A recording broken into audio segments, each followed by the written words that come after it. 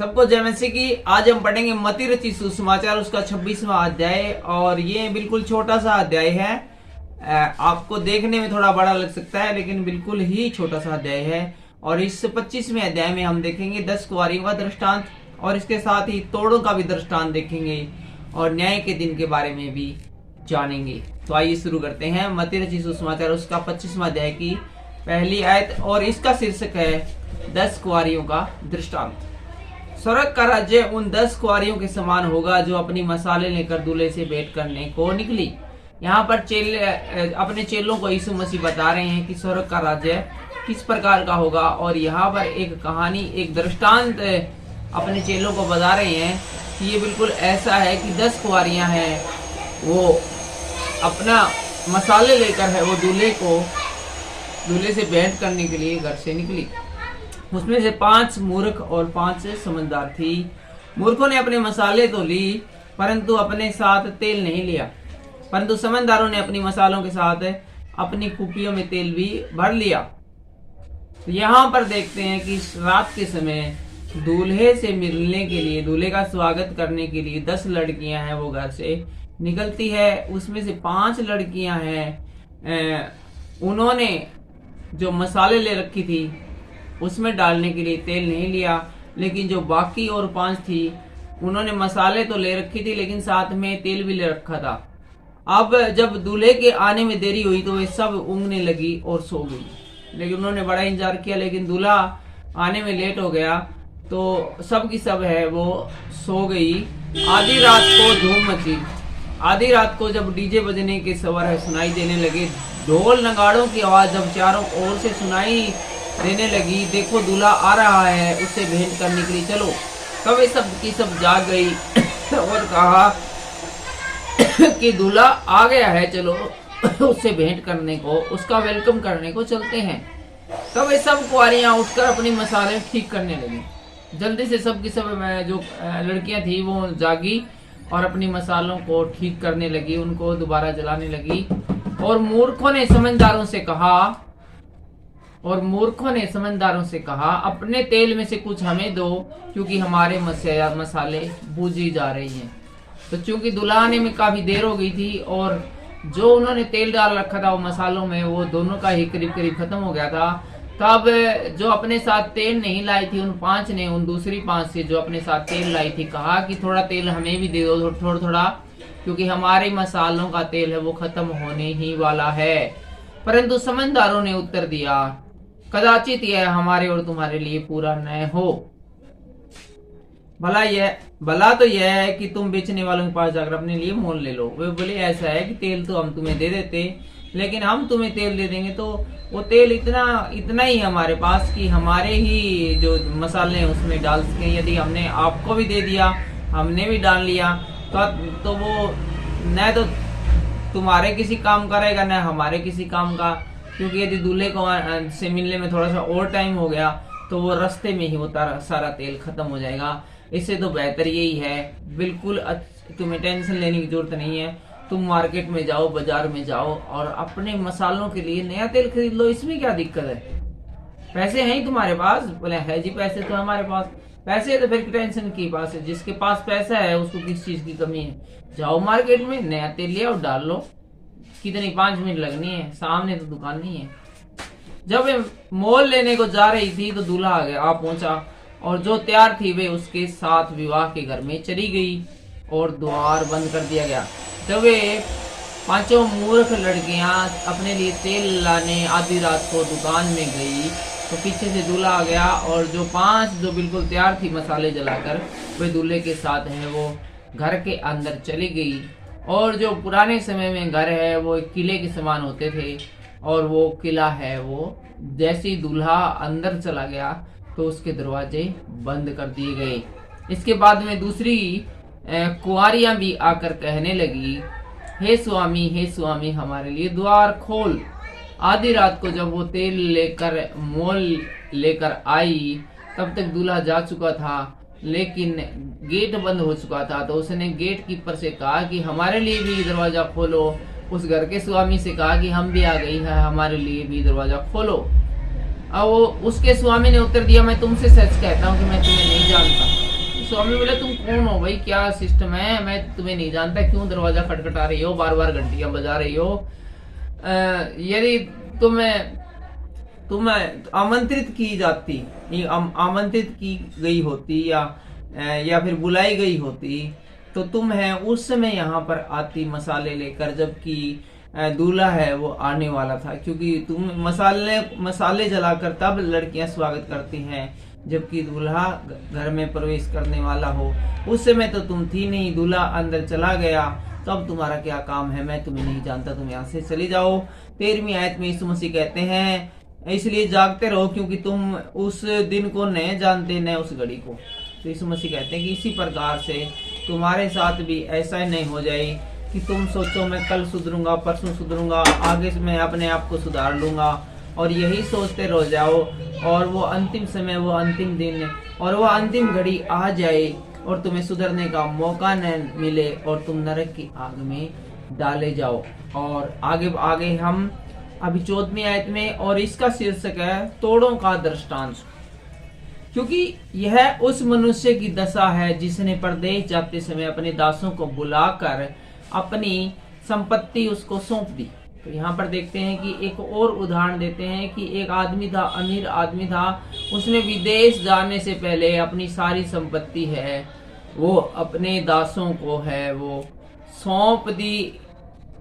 उसने एक को 5 तोड़े दिए और दूसरे को 2 और तीसरे को 1, अर्थात एक को उसकी सामर्थ्य के अनुसार दिया, अर्थात हर एक को उसकी सामर्थ्य को दिया, और तब वह प्रदेश चला गया। तो आसान भाषा में देखें तो एक घर का स्वामी था, वो विदेश में कनाडा में चला गया और जाने से पहले घर की संपत्ति है वो अपने 3 नौकरों में बांट गया। उसने एक नौकर को तो 5 लाख दिए, दूसरे को दिए 3 लाख और एक को 1 लाख दिए और विदेश में कनाडा में चला गया।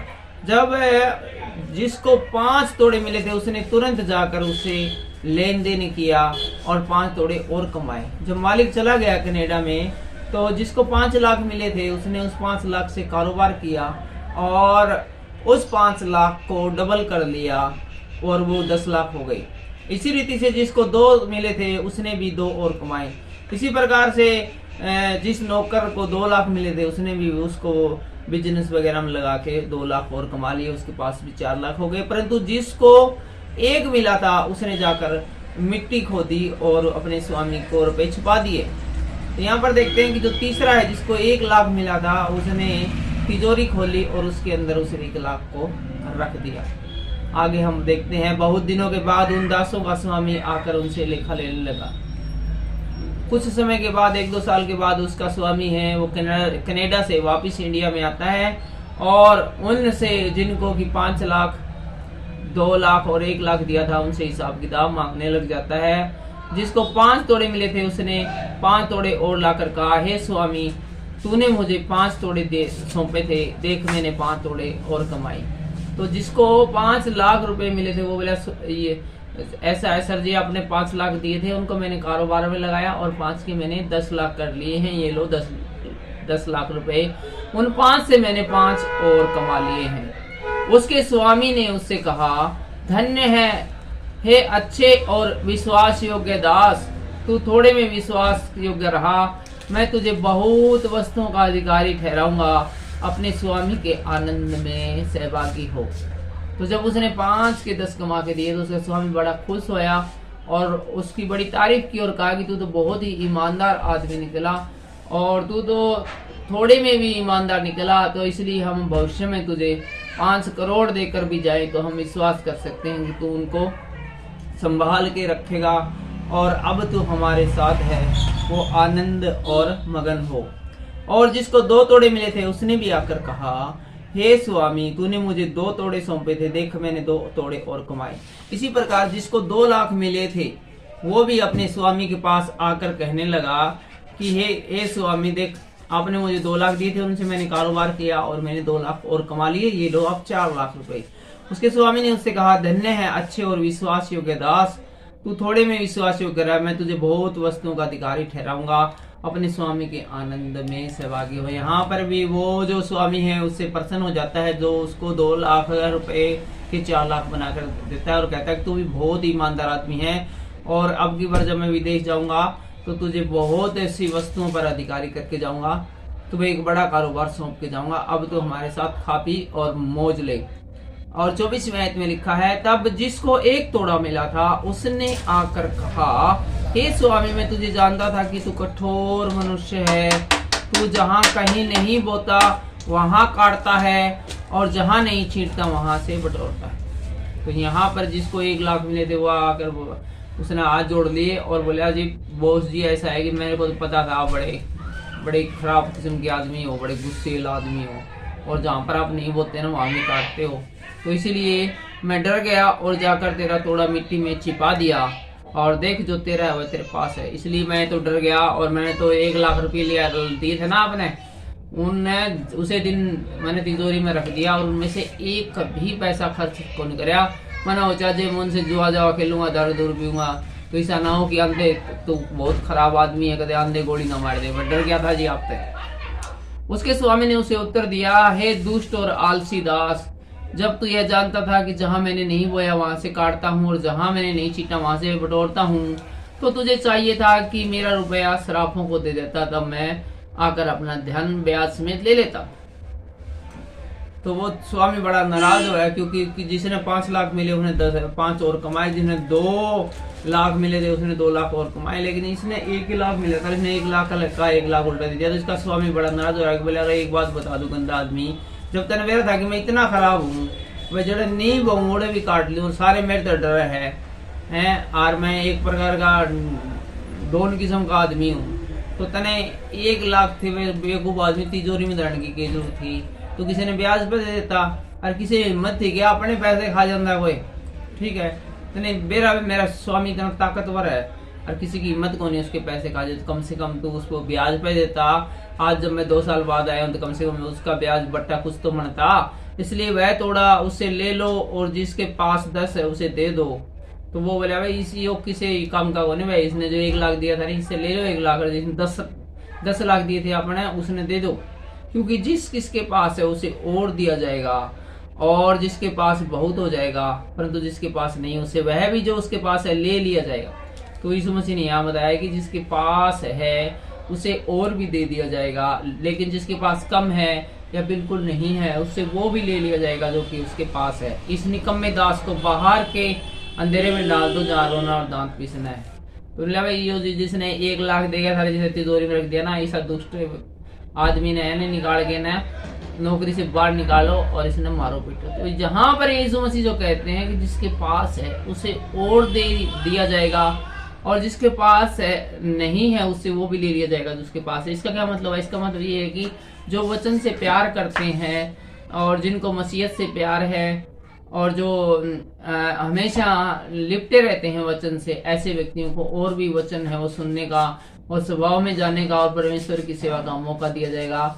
लेकिन जो लोग हैं वो थोड़ी देर चर्च जाते हैं, बस आलसी पड़े में रहते हैं और मसीही बातों पर ध्यान नहीं देते, तो ऐसे लोगों को जो है थोड़ा मौका दिया था थोड़ा बहुत चर्च में जाने वगैरह का, वो मौका भी उनसे ले लिया जाएगा। और आगे हम देखेंगे न्याय का दिन के बारे में क्या लिखा। और 31वीं आयत से हम पढ़ रहे हैं न्याय के दिन के बारे में। जब मनुष्य का पुत्र अपनी महिमा में आएगा और सब स्वर्गदूत उसके साथ आएंगे तो वह अपने महिमा के सिंहासन पर विराजमान होगा और सब जातियां उसके सामने इकट्ठा की जाएंगी। और जैसा चरवाहा भेड़ों को बकरियों से अलग करता है और जैसा चरवाहा भेड़ों को बकरियों से अलग करता है, वैसे ही वह उन्हें एक दूसरे से अलग करेगा। तो भेड़ है और बकरियां हैं वो अलग अलग जैसे चरवाहा करता है, इसी प्रकार से मनुष्यों को भी है वो शैतान को सौंपने के लिए अलग किया जाएगा, जो कि नरक में डाले जाएंगे और स्वर्ग में डालने के लिए, स्वर्ग में ले जाने के लिए, सम्मान सहित स्वर्ग में ले जाने के लिए अलग किए जाएंगे। वह भेड़ों को अपनी दाहिनी ओर और बकरियों को अपनी बाईं ओर खड़ा करेगा। तब राजा अपनी दाहिनी ओर वालों से कहेगा, हे मेरे पिता के धन्य लोगों, आओ उस राज्य के अधिकारी हो जाओ जो जगत के आदि से तुम्हारे लिए तैयार किया गया है। यहाँ बड़े ही सम्मानजनक ढंग से जिन लोगों को स्वर्ग में ले जाया जाएगा, उनसे कहा जाएगा कि आओ, आपका स्वागत है। और जब ये पृथ्वी बनाई भी नहीं गई थी, उसी समय से तुम्हारे लिए ये स्वर्ग है, ये बनाकर तैयार कर दिया जाया था। और हे मेरे पिता के धन्य लोगों, उससे प्यार करने वाले, आकर इसमें निवास करो। क्योंकि मैं भूखा था और तुमने मुझे खाने को दिया, मैं प्यासा था और तुमने मुझे पानी पिलाया, मैं परदेसी था और तुमने मुझे अपने घर में ठहराया, मैं नंगा था और तुमने मुझे कपड़े पहनाए, मैं बीमार था और तुमने मेरी सुधि ली, मैं बंदी गृह में था और तुम मुझसे मिलने के लिए आए। तुमने इतने सारे काम किए मेरे साथ। यीशु मसीह कहेगा लोगों से, जब मैं इस दुनिया के अंदर था, तो अब है उन कार्यों का बदला लेने का समय आ गया, इसलिए तुम स्वर्ग में डाले जाते हो। तब धर्मी उसको उत्तर देंगे, हे प्रभु, हमने कब तुझे भूखा देखा, खिलाया, या प्यासा देखा या पानी पिलाया? कब हमने तुझे परदेसी देखा और अपने घर में ठहराया, या नंगा देखा और कपड़े पहनाए? हमने कब तुझे बीमार या बंदी गृह में देखा और तुझसे मिलने आए? तब राजा उन्हें उत्तर देगा, मैं तुमसे सच कहता हूँ कि तुमने जो मेरे इन छोटे से छोटों के भाइयों के में से किसी एक के साथ किया, वह मेरे साथ किया। तो यीशु मसीह यहाँ बताते हैं कि तुम जो छोटे से छोटे लोगों की जो मदद करते हो, उनकी हेल्प करते हो, समझो तुम मेरी ही हेल्प करते हो। जिस प्रकार की जब मैं इस दुनिया में एक शारीरिक रूप में था, उस समय जो मुझे खाते खिलाते पिलाते थे और मेरी सेवा में रहते थे, ये बिल्कुल वैसा ही है। इसीलिए मैं ये यहाँ पर ये समझा जाएगा कि जब मैं सशरीर था और चेलों ने जो और लोगों ने जो मेरी सेवा भाव की थी, जब मैं प्यासा था तो मुझे पानी पिलाया और भूखा था तो खाना खिलाया गया। इसी प्रकार से अब ये माना जाएगा कि जो बाकी लोगों के साथ तुमने जो भलाई की, गरीब से गरीब लोगों के साथ, वो तुमने बिल्कुल मेरे ही साथ की। तब बाईं ओर वालों से कहेगा, हे श्रापित लोगों, मेरे सामने से उस अनंत आग में चले जाओ, मेरे सामने से उस अनंत आग में चले जाओ, जो शैतान और उसके दूतों के लिए तैयार की गई है। जो आग शैतान और उसके दूतों के लिए तैयार की गई है, जो आग शैतान और उसके दूतों के लिए तैयार की गई है, तुम उसमें जाओ। क्योंकि मैं भूखा था और तुमने मुझे खाने को नहीं दिया, मैं प्यासा था और तुमने मुझे पानी नहीं पिलाया, मैं परदेसी था और तुमने मुझे अपने घर में नहीं ठहराया, मैं नंगा था और तुमने मुझे कपड़े नहीं पहनाए, मैं बीमार और बंदी गृह में था और तुमने मेरी सुधि न ली। तब वे उत्तर देंगे, हे प्रभु, हमने कब तुझे भूखा, प्यासा, परदेसी या नंगा या बीमार या बंदी गृह में देखा और तेरी सेवा न की? तब वह उन्हें उत्तर देगा, मैं तुमसे सच सच कहता हूँ कि तुमने जो इन छोटे से छोटों में से किसी एक के साथ नहीं किया, वह मेरे साथ भी नहीं किया। तो यहाँ पर कहते हैं कि जो तुम इन गरीब से गरीब लोगों की तुमने जब इस प्रकार से उनको नंगा, भूखा, लाचार और बीमार देखा और तुमने उनकी सुधि नहीं ली, इसी प्रकार से समझो कि तुमने मेरी भी सुधि नहीं ली है। और ये अन्नत दंड भोगेंगे, परंतु धर्मी अन्नत जीवन में प्रवेश करेंगे। तो यहाँ पर हमने देखा कि जो लोगों की सेवकाई में सेवा करते हैं, एक दूसरे की समय पर मदद करते हैं, उन्हें स्वर्ग का राज्य है वो नसीब होगा। परंतु जो लोगों पर अत्याचार करते हैं या उनको नंगा, भूखा, प्यासा देखकर भी उनके हेल्प नहीं करते हैं, परमेश्वर उनको उस आग में डालेगा जो कि शैतान और उसके दूतों के लिए तैयार की गई है। आज की वीडियो में बस इतना ही। अगले वीडियो में हम 26वें अध्याय में देखेंगे यीशु के विरुद्ध षड्यंत्र और बेतनिया में यीशु का अपवंजन और यहूदा इस्करियोती का विश्वासघात, और इसके साथ साथ हम देखेंगे चेलों के साथ फसह का अंतिम बोझ और प्रभु बोझ और पतरस के इनकार की भविष्यवाणी भी हम अगले वीडियो में देखेंगे। और साथ ही साथ हम देखेंगे गतसनी में प्रार्थना और यीशु का धोखे से पकड़ाया जाना, और इसके साथ ही साथ हम देखेंगे महासभा के सामने यीशु और पतरस का इनकार, और अंत में देखेंगे पिलातुस के सामने यीशु।